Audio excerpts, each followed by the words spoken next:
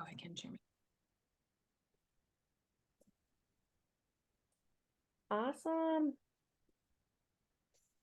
I like to do gallery view. It'll let me. Oh my gosh. Yeah, I was running group therapy and I like got stuck on a view I didn't want to get stuck on. And I was like, okay. Awesome. All right, everyone. Well, thank you all so much for joining us. This is Adrian. She's going to do a presentation for us today and then let us ask some questions as we go along. But Adrian, would you first mind just introducing yourself? Hi, I'm Adrian. My pronouns are they, them. I've been a therapist for the last 11 years and now I'm in private practice and I specialize in ADHD, autism, and OCD. And I work with queer folks. Woohoo! Yay! Awesome. Well, thank you so much for being with us today and for, yeah, just bringing us this presentation and being a part of OCD Awareness Week. But I will let you go ahead and take it away. Okay, and I do have the chat open, like feel free to chat throughout and ask questions and talk. Okay. I can't see anyone's faces. That's Yep, okay? yep, that's everybody's just kind of anonymous. There are the attendees are under the participants, so yeah, they don't show us the faceless Oh, crowd. all right, okay, that helps. I was like, am I missing something? Okay, so shining a light on the queer experience in OCD. So I think our community of educators is getting better at not referring to it as like homosexual OCD or like a fear of being gay and just calling it sexual orientation OCD. And I think that, you know, we are a smaller community of folks, the queer folks who have OCD. And so we have very nuanced experiences. And so I specialize in doing ERP and ICBT. So ICBT, I'm looking at the inferences that we have made throughout our lifetime that are influencing our OCD experience. So in ICBT, in ERP, we believe that thoughts are just thoughts, they just happen. In ICBT, we believe that they're happening for a reason. It doesn't mean that we need to try to solve it and argue with OCD. It just means that it's valid and it's logical in a way. Our OCD is giving us one story. And so being queer, and we're starting to see more of society being a little bit better. It's still really scary to be queer. There's a lot of inferences that we got growing up and currently about being queer, and OCD often attacks that. So we're going to kind of dig into all that. We're going to talk about how OCD attacks queerness, vulnerable self-themes as it relates to ICBT. I think there was a ICBT panel, if you guys can catch that with OCD Minnesota this week, like please do. ICBT is so amazing. Appropriate versus inappropriate exposures. And when I say inappropriate, I'm just saying like it could cause harm to you. So being mindful that, you know, if you don't have a therapist who is queer as well, that doesn't mean that they can't do this work with you. It's just being mindful that you are a part of your treatment too with the exposures that you will do. And this goes for if there's any therapists in here who are treating folks with sexual orientation OCD that have a fear of being gay, there's appropriate and inappropriate exposures.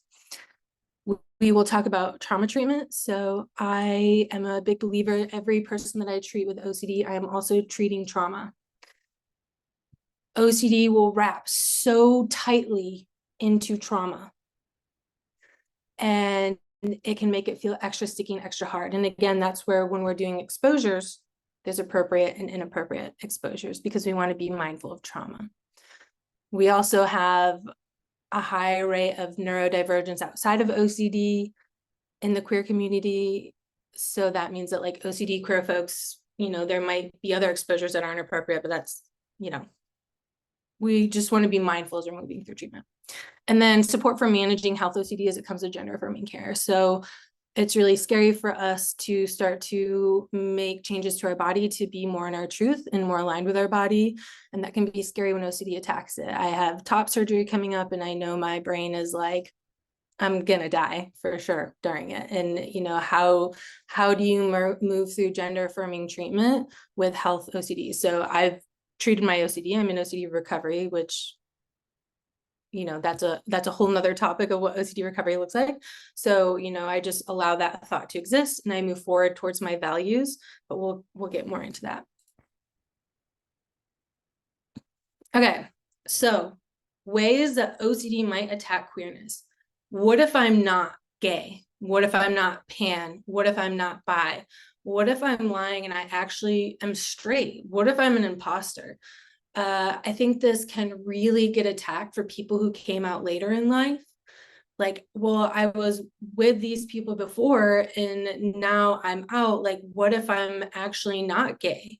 And that can be really torturous. And I've seen some people try to re-explore that, like try to, be intimate with people of a gender that they didn't actually want to be with. And that can be really traumatizing. There's just a lot of trauma, and especially when it comes to things like groinal non-concordance, which means that we can have a groinal response that is not congruent with our actual, like what we like. The brain just does wonky stuff. And so it can all get really, really confusing. It can get really confusing to know for sure what your sexuality is, especially even if you have hard proof. OCD will double guess it. Well, I didn't know then. Or what if I'm just lying? And it's been a phase for other people. What is a phase for me? And so I just kind of want to validate you there if you're going through that. What if I'm not gender? What if I'm actually not non-binary? What if I'm trans? What if I make a big mistake? Now, all these are normal questions. When we're going through transitions and coming out with our pronouns and making changes to our body to feel more at home and in our truth, those are really big decisions. OCD is going to show up with any big decision. And so we see a lot of rhetoric in our community about people just wanting attention, that you're just trying to be non-binary for attention and you're just trying to follow the crowd. We hear a lot of inferences in our society. So does that mean that we need to sit and loop and loop and loop and loop and loop about this? No, it means we need to find a safe space to say, I think I'm this gender, my OCD is really attacking it. Will you help me kind of move through this? And this goes into the appropriate versus inappropriate exposures. We don't want to cause more harm with our exposures, which we'll get to, but we want to try to kind of, with OCD, most of the time, unless it's like really, really sticky and in the like height of it, we can access our truth. Like we know, normally our OCD will fear and attack the like opposite of what we are. So if I'm sitting there like, what if I'm not non-binary? I'm probably non-binary. And that's not a hard and fast rule, but it's something to kind of consider. And so I offer that if you bring sexuality or gender to your therapist and your brain is looping, looping, looping, we slow down, we focus on the here and now. What is the reality? And a lot of education can go into this, and you are not alone. I also tell folks who are getting ready to do big surgeries, what if I regret this? What if it's a mistake? That's a normal thing to think. That is a normal thing for any person, OCD or not, to worry about. What if I start HRT? Not everything is reversible. Yeah, that's a really normal thing to think about. And that's where having an affirming therapist who's educated in this can help you say, well, this is OCD, this is normal, this is how you work through this. What if I'm making a mistake? What if I'm lying and attention seeking? I mean, our whole society right now, not our whole society, that's a big statement. There's a big chunk of our society that's telling us that we aren't valid and has historically told us that we're not valid and that there must be something wrong with us and we just want attention. And what happened to us in our childhood for us to be this way? That digs in and OCD latches onto it. We can be the fiercest advocate for other queer folks and still have OCD attack that. Intrusive thoughts, Joy. Yeah. Oh, I was just gonna say, kind of bouncing off of that, is I do see, even in the OCD therapist kind of community, just sort of that over pathologizing of queerness. Yes. And then in turn, kind of over pathologizing the OCD that might show up in the in that as well. Yeah. I had 3 years ago, I was working with someone and I was like, I believe I'm non-binary and I want to work through this. And she immediately snapped back with, you're not non-binary, that's your OCD. Yeah. And that was really harmful. And I kind of stepped out of that. And I had another therapist at that time that I was doing different type of work with. And she's like, oh, no, no, no. But it kind of stuck with me, right? Like, okay, like that feels really hard to navigate. But I still kept kind of moving through it anyways and being like, no, I think I know my truth. Like, but that causes a lot of harm to just, we already gaslight ourselves enough with OCD. That does not mean that OCD is correct, right? The very nuanced experience that I was having was, I believe I'm non-binary, but what if I'm wrong? Mm-hmm. That very specific, what if I'm wrong? That's what OCD was attacking that feared, vulnerable self of, I can't trust myself. And that's ICBT. It wasn't attacking, what if I'm non-binary? Like, what if I'm trans? That's different. But again, that rule doesn't apply for everything, because being trans in our society historically and currently is terrifying. So you might be at home like, oh God, what if I am trans? What if I am trans? But it's more like, what if I come out in my truth and I'm really scared? It's not like I'm fearing being trans. It's like I'm fearing the steps and what it would look like to be trans. And Yep. same with sexuality.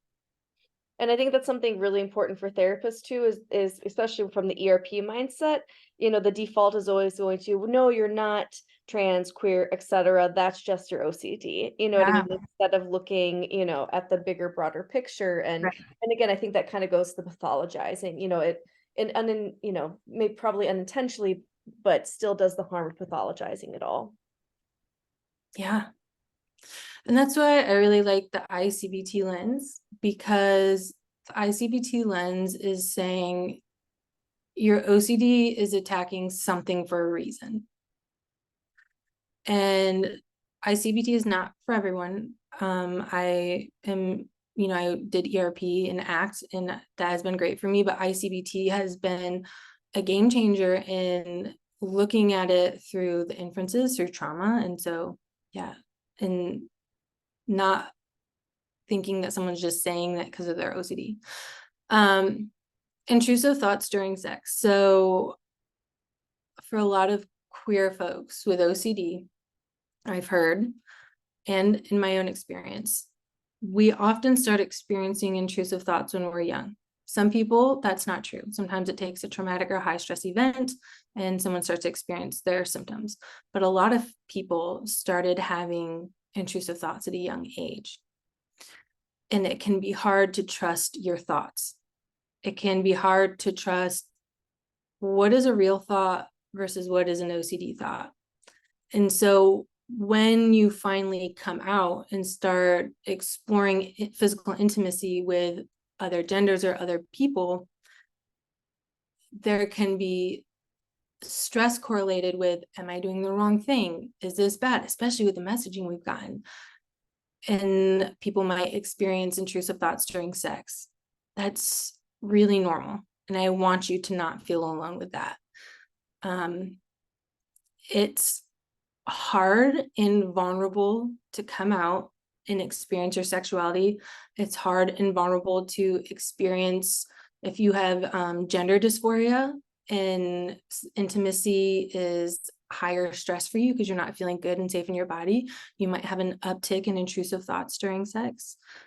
So again, if we're looking at high stress situations, OCD is going to show up. If we're looking at trauma, OCD is going to show up. So having a therapist that you feel safe with, that you can explore, like, I'm having some pretty weird thoughts showing up during physical intimacy. And I said sex, but physical intimacy in general. And not going straight towards that OCD, we're going to do an exposure, but looking at, all right, let's see what's going on here. What's the internal messaging that you have? And again, we want to make sure that we're not also feeding into the OCD loop, but that's where, and if any therapists are watching this, like really, really studying this and really learning about the intricacies of the queer experience can help that client decipher like what's OCD and what's reality. Groinal non-concordance, I just always love to add that everywhere. It doesn't even matter what panel I'm speaking on whatever I'm talking about, we all need to know about groinal non-concordance because nobody talks about it. Nobody talks about the fact that our brain will literally take any genital period and have a primitive groinal response.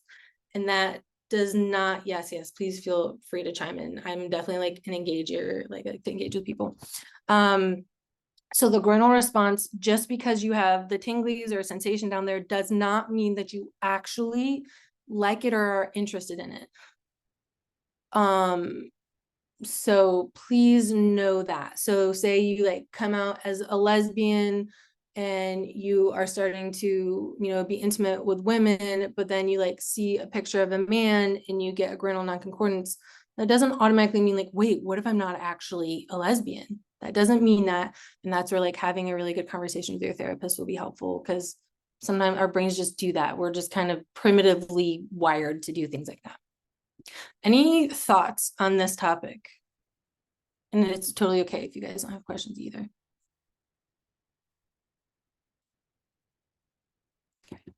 One thing on the non-concordant groinal response is, I always tell clients too, like if you look for it, you will find it. We can really kind of feel that sensation at any point, especially if we're afraid of having that sensation. I could even just like look at my dog and be like, oh no, I feel, Yeah.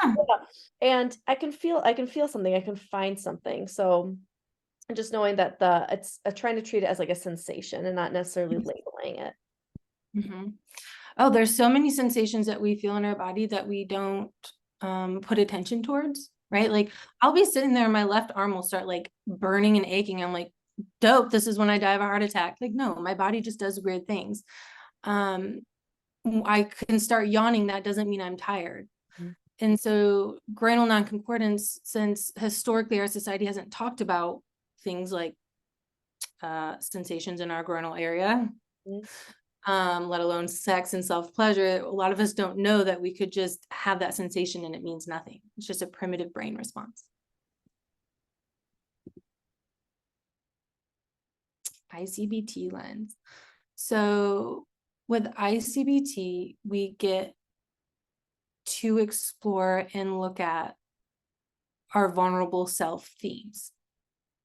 So I have seen patterns, and the examples I share are not true for everyone. These are just patterns that I've noticed. So a lot of the patterns or vulnerable self themes could be like, I can't trust myself. I'm an uncareful person. I am doing things for attention.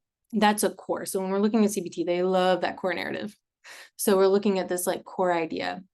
One thing that I've noticed a lot with the queer community is pedophilia OCD. And well, not even just the queer community, it's one of the biggest themes and a lot of people don't talk about it. But especially in the queer community, historically, we were placed in the same category as pedophiles.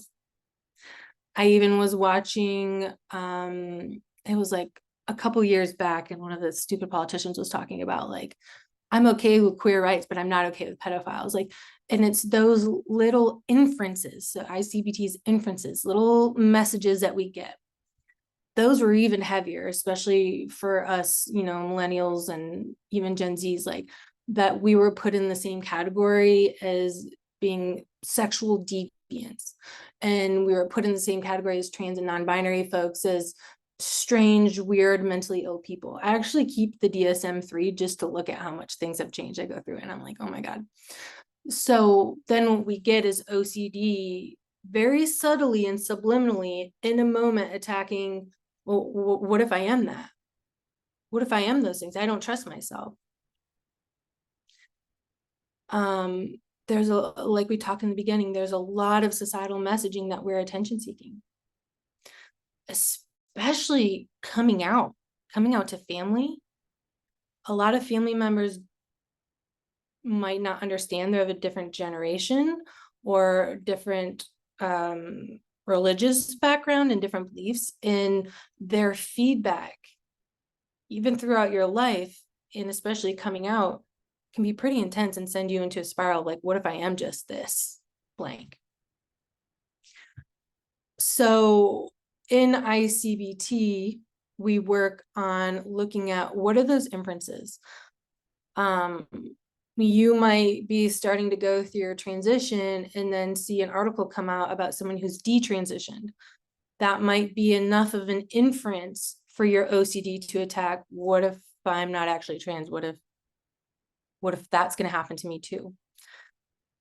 OCD is, we have a overactive fear center. So we can take even one piece of information and it gets filed into this overactive fear center, and that becomes the main story that our brain tells us. Our brain will give us the scariest version of a movie, whereas our neighbor over here might hear the same messaging and they don't get the scariest version of the movie. So you can obviously tell I'm a bit biased about how I would treat a LGBTQ person with OCD, and it's with ICBT, because we can get into harm with exposures. Not necessarily, that's not always true. Neurodivergence in the LGBTQ, I feel like that is like a whole nother presentation, but we're seeing a lot of ADHD in the queer community. That is not research based. That is just what we are noticing in our community. If you're queer, then you kind of probably already know that. Well, like, why are we all autistic? We think outside the box, and so there's also some messaging there of like, I'm just too much, especially like folks who are queer with ADHD and have gotten a lot of messaging that they're too much.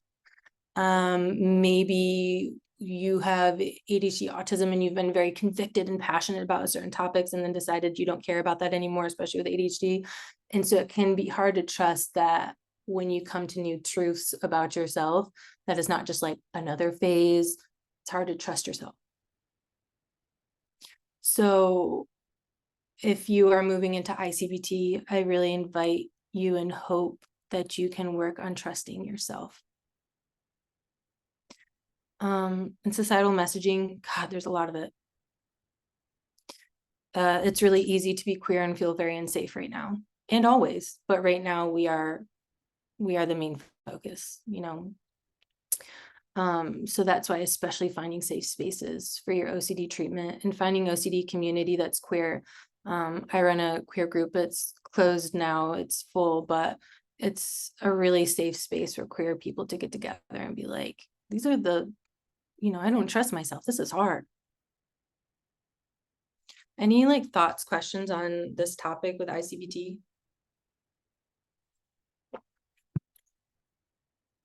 I have a question. If anybody else, yeah, again, please, everybody feel free to put any questions in the Q&A chat or into the webinar chat. Either way, I will see it.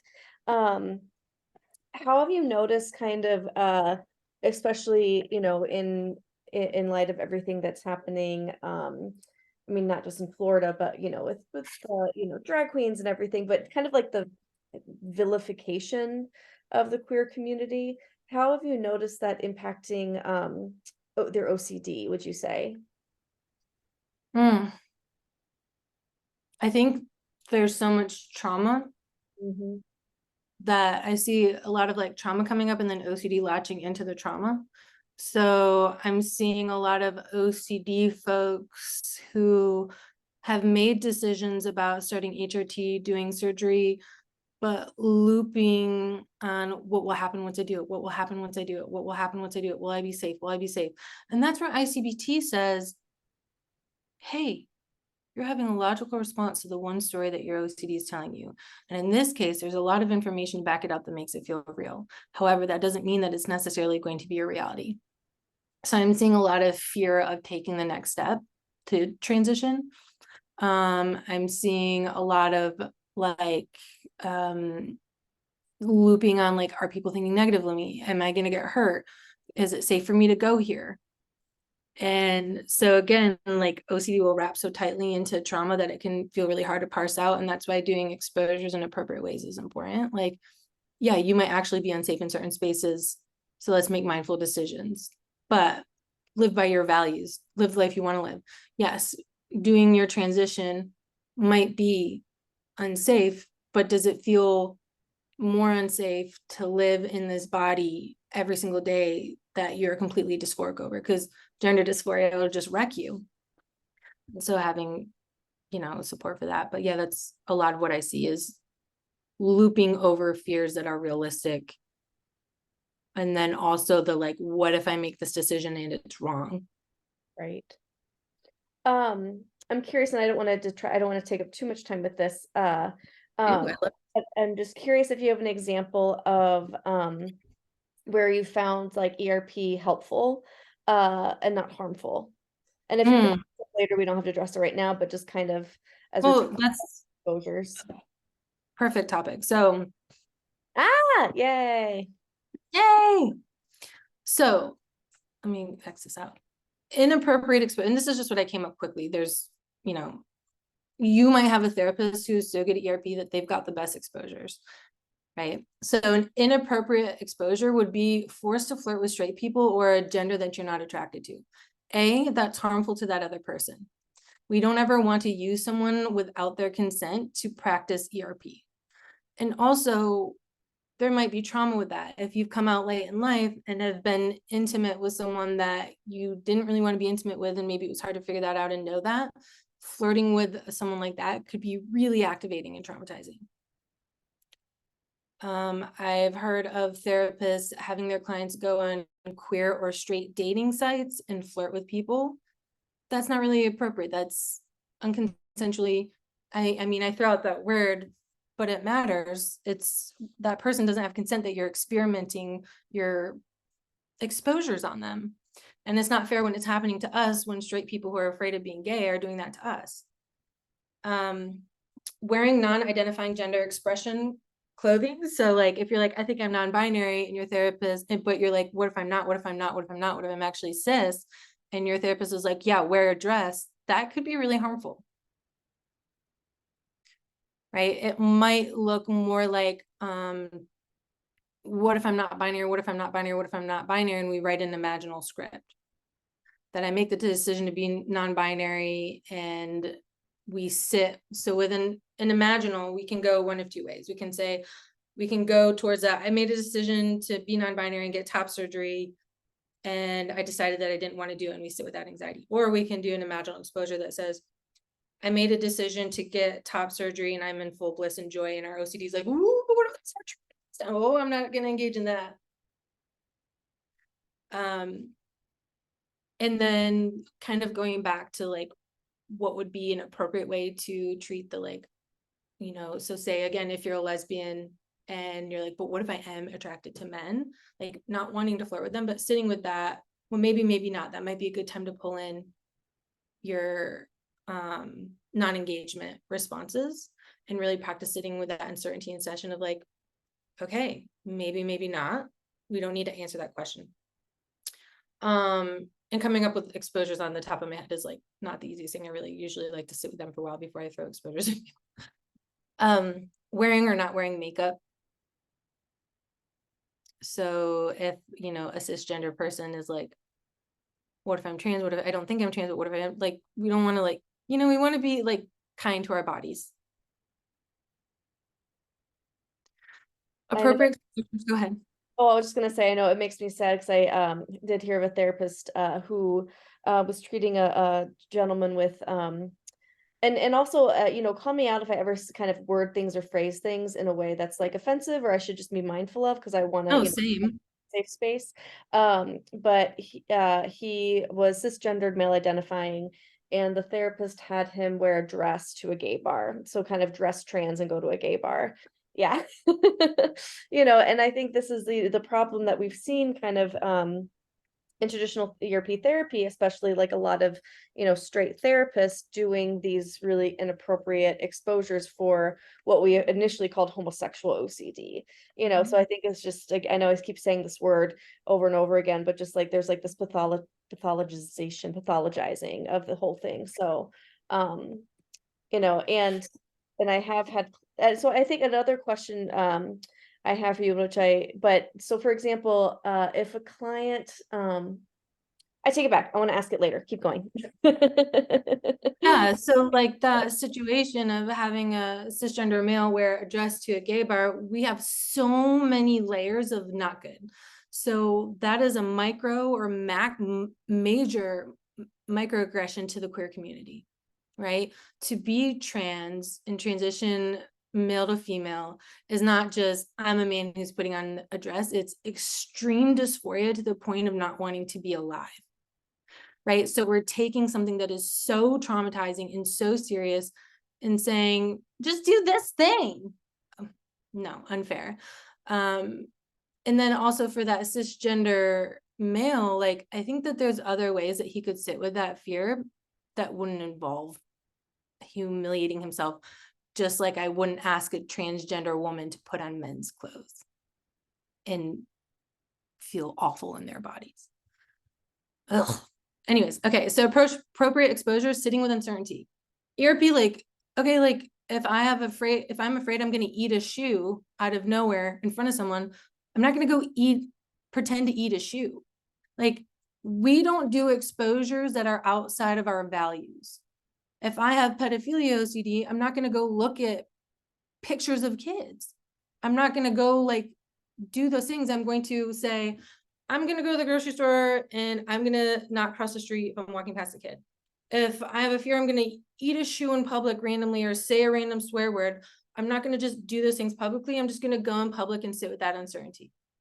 So if I have a fear that, what if I'm not actually non-binary? What if I'm lying about being non-binary? Well, why don't today you put on the clothes that you want to put on that feel really good for you? And maybe just spend some time going for a walk and practice being in your body. If your brain starts attacking, what if I'm not non-binary? What if I'm not trans? What if I'm not this? I've done the work in OCD treatment, hopefully, to know my truth and my values. You should do values work. When we're talking about values, we're talking about the things that we are aligned with and the things that we know to be our truth. We're going towards that and taking that uncertainty with us. We can also do scripting in appropriate ways. We don't want to cause more harm. There's a lot of trauma in our community. Continuing to follow through truth and core, right? So the big one for like, if we're making a big decision to have surgery, I always say to people like, I'll start with this and then I'll give another one. So if people are like, what if I do this and die? And sometimes I'll just be like, well, then once you're dead, you're not going to worry about it. Like, who cares? And then they always like giggle and laugh. But like, sometimes you can get that extreme of like, okay, yeah, then I'll just die. Like, what if I get in the car and drive today and we all die? Okay, then we die and I'm going to drive anyways and take my anxiety with me. What if I get this top surgery and I totally regret all of it? Well, first of all, if you didn't want it, you probably wouldn't get all the way to the surgery date. We still have our logic and our truth. And if you get it and you regret it, well, okay, there's other options. Lots of people detransition. Okay, it's okay. Let's just do it. And then, like I said, ICBT might be the best approach. ERP is valid.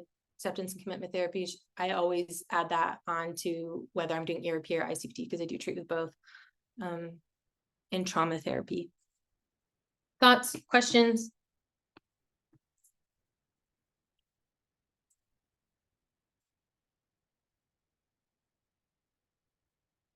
Okay. So this is especially for any therapists who are watching. And if you are someone with OCD and you're going to treatment, I highly, highly, highly recommend that you find a therapist that also does a research-based trauma treatment methods such as EMDR, brain spotting, CPT, which is cognitive processing therapy, and then some people do prolonged exposure.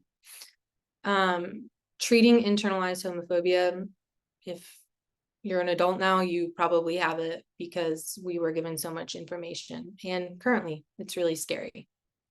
I don't know how you could be alive now and being queer and not feel some of that or have had to work through that. Working through the trauma of gender dysphoria, I think like gender dysphoria feels like one of the worst feelings of being trapped with body parts that you have to dissociate from or can't connect to or feel like you could just like rip off, right? Like it's a horrible feeling and it kills your self-esteem and it's just awful. And so being able to get trauma treatment for that. If you're a therapist and you have a queer client and you do not have a trauma treatment under your belt, which is really accessible, like just do it. It'll be so worth it for your practice. Refer out for trauma. Even if that client can see both you and someone else, their insurance usually will pay for that. You just kind of like have them see like every other week, see a different therapist, or like refer them out for the EMDR series, the brain spotting series, CPT series, and then have them come back to you. I put this on a post the other day. I was kind of sassy, but I'm like, I promise your paycheck is not worth someone else's pain. Like refer out. The sexual trauma for the folks that have been closeted.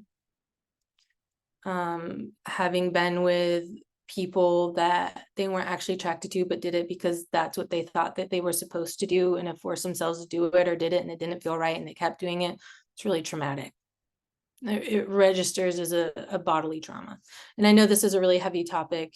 And feel free to reach out privately to Erin if you're feeling activated. And then feeling unsafe in your body. So those are all the ways that we can do trauma work. We can also do trauma work about coming out to our family and how they responded. There might be trauma work around what's going on politically or historically. Maybe you grew up in a religious environment or a very homophobic environment. You might need to do trauma work on that. Any thoughts, questions on the trauma as it relates to OCD? Because the whole reason we're treating the trauma is, again, OCD will wrap so tightly around trauma that we could do all the exposures, all the ICBT, but if we're not doing that trauma work, it's only going to release this much. If we want to be able to fully unclasp that, then we got to be doing that trauma work. Some people are like, at what point do I do the trauma work in my treatment process? That depends on you and your therapist and where you're at. I always want to get my folks stabilized on a medication. I don't want to take them into doing trauma work. And if they choose not to be on medication, that's okay. I always had that caveat, but I don't want them necessarily doing trauma work if they're not on meds and their OCD is like gnarly. Like we're not going to do trauma work at that point. At that point, what we want to do is we want to like get on the right meds. We want to start getting teaching skills for non-engagement and bringing some of that OCD flare up down. And then we can start to dip into doing some trauma work slowly and kind of mix and match it with our OCD treatment. But I really like to get people feeling less, if it were a sore, like less inflamed before we get into trauma work. Trauma work doesn't have to be awful. I personally treat with brain spotting, and there's options to help it not feel as awful, such as calm spots, which I really like, and CPT is really wonderful, but it is exhausting. And when we get exhausted or when we get stressed or when we get activated, OCD shows up. But it's like, I kind of say like, it's like cleaning out your closet, right? Like we're going to get everything out of the closet. It's going to be chaotic for a minute, but then we're going to clear it all out and we're going to put it back and it's going to be so nice and it's going to be so worth it that we made that mess to begin with. Like and that's where like really trusting your therapist comes into. So any thoughts on that? Have you had any experience or done anything with somatic experiencing or somatic therapy? So I do brain spotting, and brain spotting is big on the body. So basically, brain spotting teaches us that when we experience a trauma, we usually have a physical sensation happening at the same time as that trauma. So our brain then stores that in the subcortical part of the brain, and and our prefrontal cortex is our logic. The subcortical is like where our amygdala is and like where things are like kind of stored in fear and they're kind of like mucky. So we might logically know this is traumatic for us, but like my chest is so tight or I feel really jittery. Or sometimes it's like, I don't even logically know. I just know I'm having this reaction or I'm having a fight or flight reaction or I'm reacting to things. And so brain spotting uses that. We're talking about a topic. Wow, I'm noticing my chest is really tight. The therapist might then be like, all right, let's check in. Is this OCD, anxiety, or is this a trauma thing? Because we don't want to brain spot OCD. Well, we can, that's an option. Okay, this is a trauma thing. It's being stored in your body. Then we do the eye gaze. I use this little guy. And people feel that activation like show up, say it's in their chest, show up, and then it starts to release as you start to pull up out of the subcortical part of your brain and release that trauma filed away in the right spot. So that does somatic work. Love it. Love it.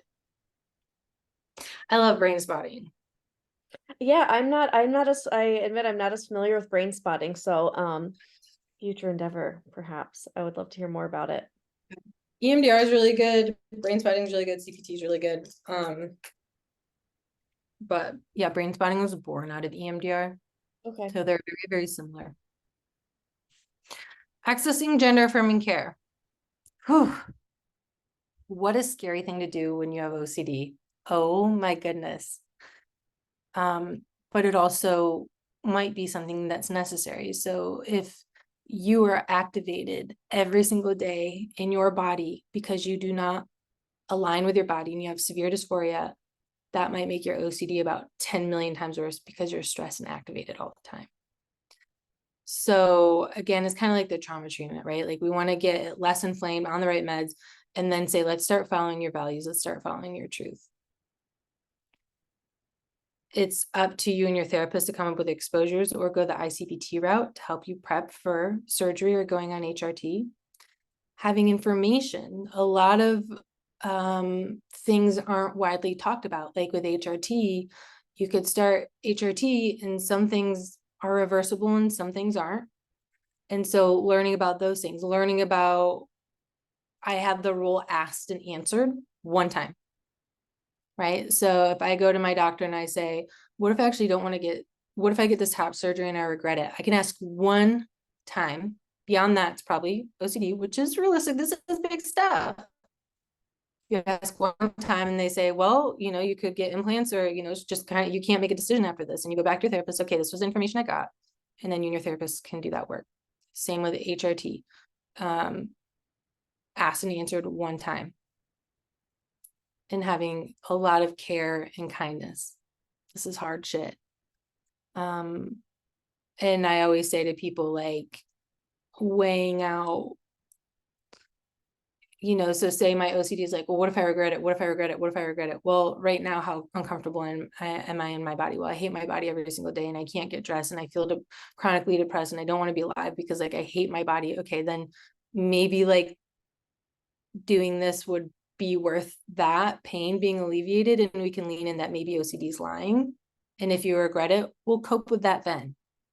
But we don't need to cope with that right now because that's not happening in the here and now. Thoughts about this? Question.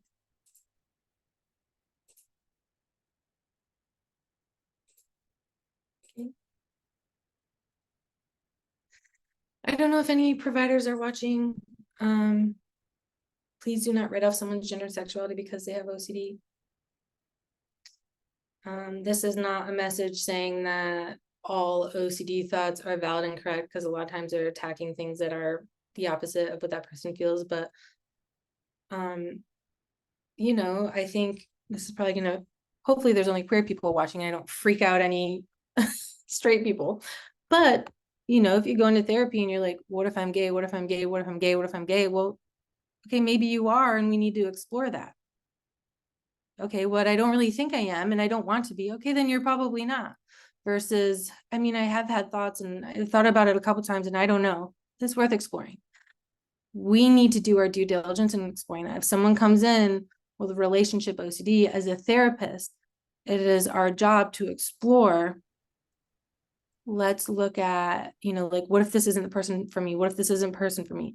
Asked and answered once. Let's explore the dynamic of the relationship. You most likely know your true logical answer, and then we're not going to give OCD anymore. This is not permission to think that OCD is telling you a truth. This is permission to be curious, be a scientist of yourself one time. I love that. It's tricky stuff. It is, yeah. I think people are scared to go ahead. Oh, I was just gonna say, we have a question right here, that I will go ahead and read out loud for everybody. I'm a queer woman with scrupulosity rather than sexual obsessions. I find that the queer community takes very strong stances on social issues. Example, if you don't agree with ACAB, don't swipe right. It really seems to validate my obsessions and encourage that behavior. Any tips on how to navigate this? Oh my goodness. I have this conversation a lot. So there's a lot of word policing. And what we have right now, the loudest people in the room are the extremists on both ends. And I'm going to be very mindful to talk about politics in this space. We have extremists on both ends who are the loudest voices in the room. And this is where having like a therapist who understands maybe even a little bit the nuances of being in the queer community, we are passionate people. We are passionate people. And we have very passionate beliefs and they are valid, but that doesn't mean that like we are a horrible, moral, bad person if we don't agree with every single thing that that person is saying. So again, it's kind of moving towards your values. So for example, let me think of a good example. Okay. And we're getting the tricky territory. Let's do this. So on Thanksgiving, some people are like, we don't do Thanksgiving at all. It was an indigenous massacre and it's not okay. That was hard to navigate. As a queer person, I am held to a standard of not marginalizing folks as a marginalized person. We are held, and that's good. But we can also find our truth in our middle ground. What I've chosen to do is I do Thanksgiving. I make sure to educate, do a post, talk to my family, talk to my loved ones about that, what actually happened for Thanksgiving, and making it a point that I do not celebrate that. I just celebrate the gathering of family and we talk about gratitude. And then I donate to First Nations, and then I put the link everywhere for everyone else to donate. If you don't agree with ACAB, don't swipe right. Like, that's such an extreme statement. Like, okay, so you don't swipe right, and then maybe your OCD is like, well, maybe you're a bad person. Like, okay, well, maybe, but like, I'm also just trying to be on Instagram right now, OCD. I don't need to like engage with all these things. Was that helpful? Do you feel like I like understood your question? And if not, please feel free to, okay. Um, and was it, maybe I'm totally ignorant on this. What's ACAB? Don't swipe right. Should I know this? of course, ACAB is all cops are bad. Oh, okay. Okay. So, again, having, I could piss a lot of people, and I'm not God. Like, I don't even know. I'm not a goddess. Like, I can't just like choose what's right and what's not right. But what I've done for me as an OCD individual has that I have worked with doing research, educating myself, finding the answer once, and then making my decision. And if someone says you're a bad person for celebrating Thanksgiving, even though you've done all these things, well, like, okay, then I'll do research, but I've done a lot of research and here's where I'm at. Asked and answered once. And if you are sitting there thinking, if you have scrupulosity OCD and you see this social justice issue and your brain's like, well, what if I'm not a good person? Well, I feel like if you weren't a good person, your OCD wouldn't be attacking if you were a bad person. Thank you so much for the question. We really appreciate it. Yes, thank you. And I'm glad you feel validated. I'm like always here for that. And thank you for educating me on ACAB. Yeah. I said ACAB. Yeah, what I love about the queer community is we are like most of us. This is I do not want to overgeneralize. Like, we are diehard, passionate advocates for this social justice because we are a marginalized community. So there is a lot of like, I know, like, there's a lot of big beliefs. Educate yourself on queer issues and concerns. If you're a therapist, if you're a provider, please know what's going on in the communities. Please know what's going on politically, so that when your client comes in and is really freaked out, like it might be coming from an inference somewhere.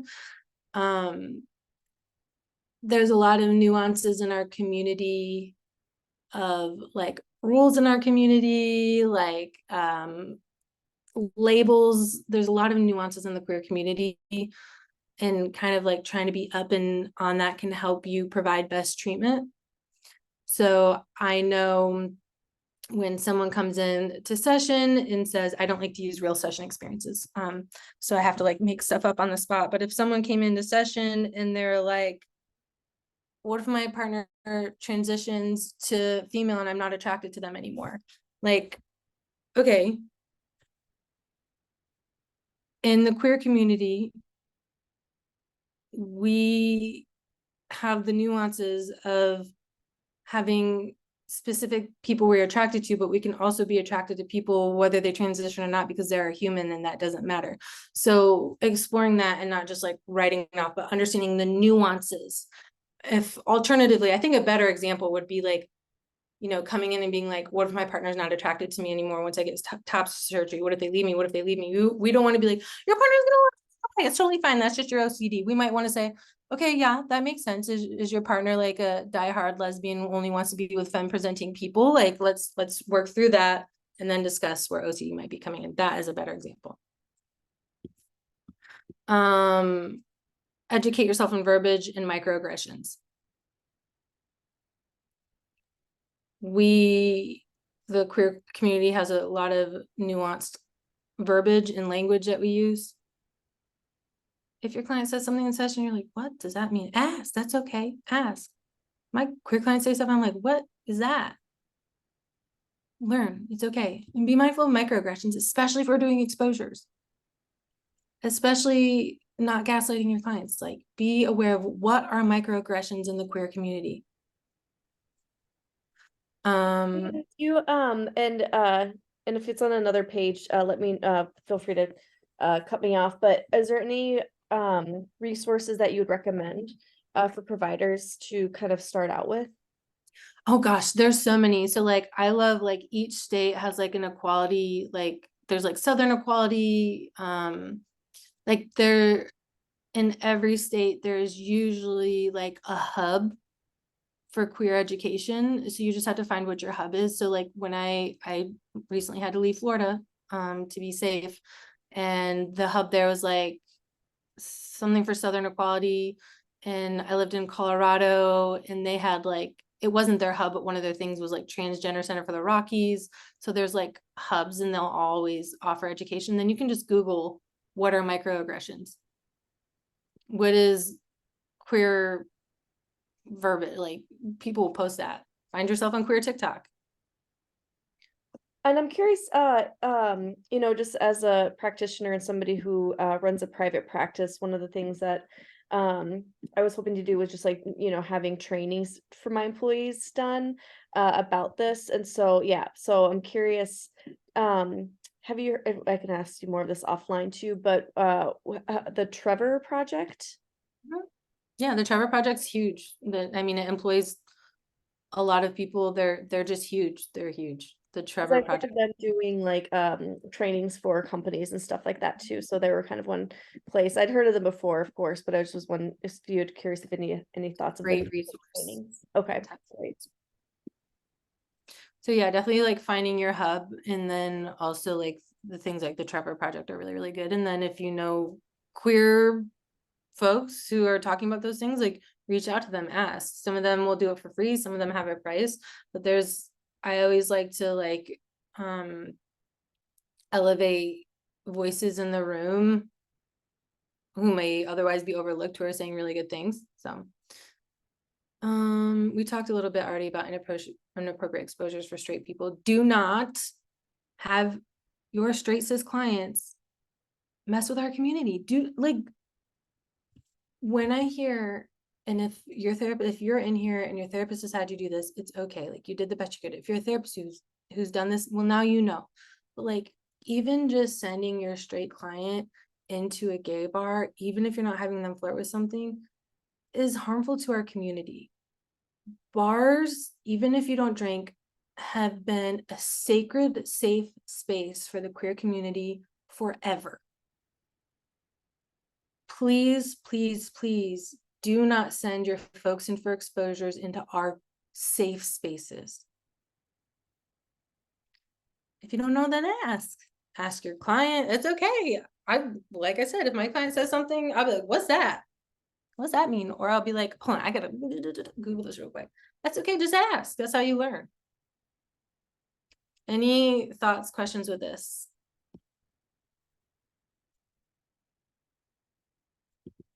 Okay. And just here's my info. Here's my website, Rainbow Counseling Collective, if you want to learn more about me. All for the Dopamine is my educational Instagram page. I have 2 upcoming trainings. I have a free OCD 101 workshop on Friday.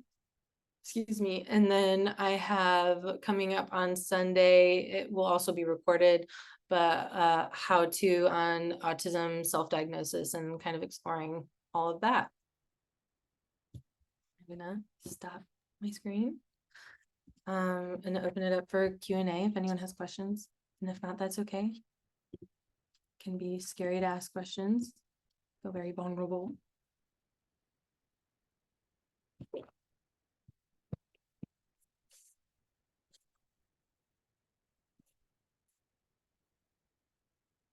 Any questions, anybody?